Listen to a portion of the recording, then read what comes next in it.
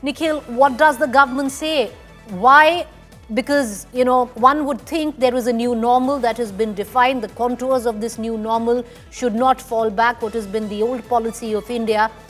But on the contrary, we have decided to play Pakistan come the 14th of September at the Asia Cup.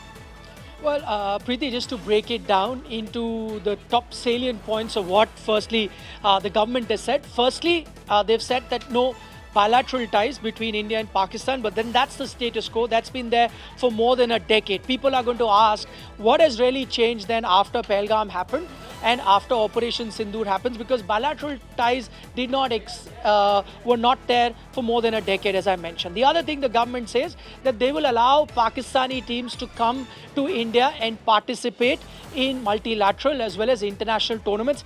That again remains India's stance even before Operation Sindoor. So that's the second bit that the government has come out and said. And the third bit the government says is that they will also engage with Pakistan on a sporting level when it comes to multilateral as well as international tournaments, even away from India. So that's the other thing that the government has mentioned, and that is new even in the light of, as I mentioned, Pahalgam as well as Operation Sindoor. Now, the government has kind of given a clarification as to why they've gone ahead with this decision, because as of now, you remember, there's no social engagement with Pakistan. The water has been stopped there. There is, of course, no business sort of dealing that is happening. It's been reduced to almost 90% between India and Pakistan.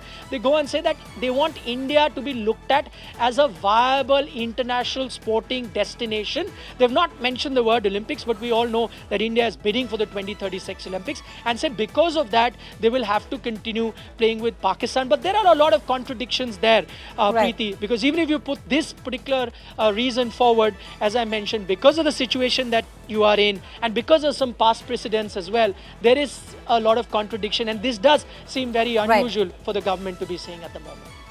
What's not unusual, Nikhil, in all of this is because this was what India's old policy was. But we live in a new normal, which had been clearly defined by our government post-Operation Sindoor. Many today would question, is continuing with sporting ties over and above the valor of our armed forces, is continuing with sporting ties with Pakistan over and above the innocent lives that we lost in Pahalgam. There has been past precedents where countries have boycotted Olympics. It happened in the 80s with the United States of America. It's not new if we really want to take a hard stand. The other opinion, Nikhil, and correct me if I'm wrong, is that there is way too much money involved as well.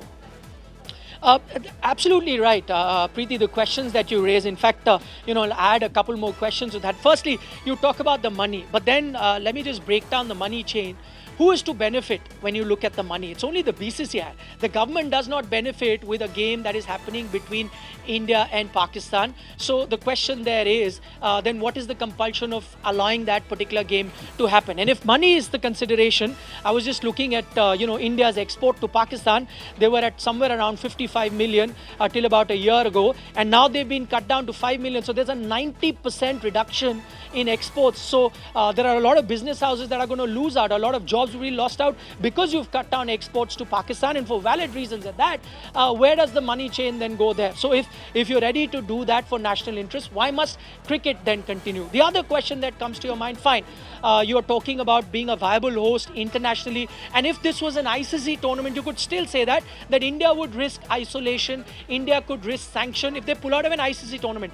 This, remember, is an Asia Cup. Asia Cup, even in the past, has been postponed multiple times. India has pulled out of an Asia Cup because of security concern with Sri Lanka in '86. Pakistan pulled out of an Asia Cup that was happening in India because of security concern. Reasons may be different, but pulling out of an Asia Cup, especially in the current circumstances as we're talking, is also not unusual. And finally, and I think that's the most valid question, even if you're portraying yourself to be a country that needs to host the Olympic Games, most people will ask that is hosting the Olympic Games more important than the lives that were lost, whether they were lost in the 4-day war-like situation that happened between India and Pakistan, or whether they were lost in that terrorist attack that happened in Pahalgam. I think that's the most important question, and which is why I say it is quite unusual for the government, after the kind of steps that they had taken in the last few months, to allow an India and Pakistan match to go ahead at the Asia Cup.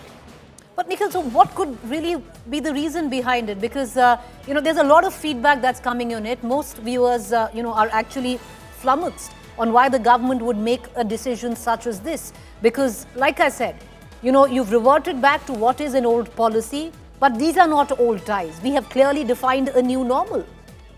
Well, that's right. I mean, it's really tough to put a finger on why they would be going ahead. I think, as I said, the only plausible reason at the moment seems to be that India wants to portray, and let me give you a bit of a background. India wants to be portrayed as a viable sporting destination.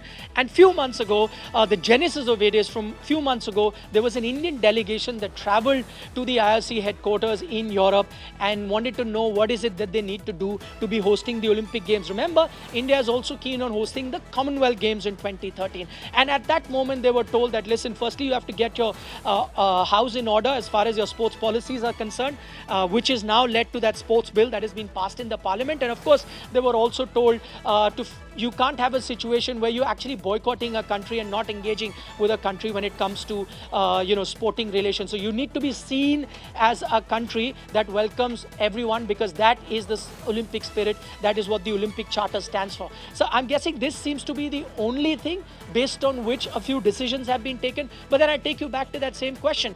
Is it necessary to be hosting the Olympic Games? It's not that India is an Olympic powerhouse. You finished 71st in the medals table last time around. It's not that Olympic Games are a financially viable enterprise. Most Olympics that have happened in the past have all been a loss-making exercises. So what is the urgency and the need, even if this is indeed the reason, for India to be playing Pakistan after what has just transpired in the last few months, just for the sake of hosting an Olympic Games?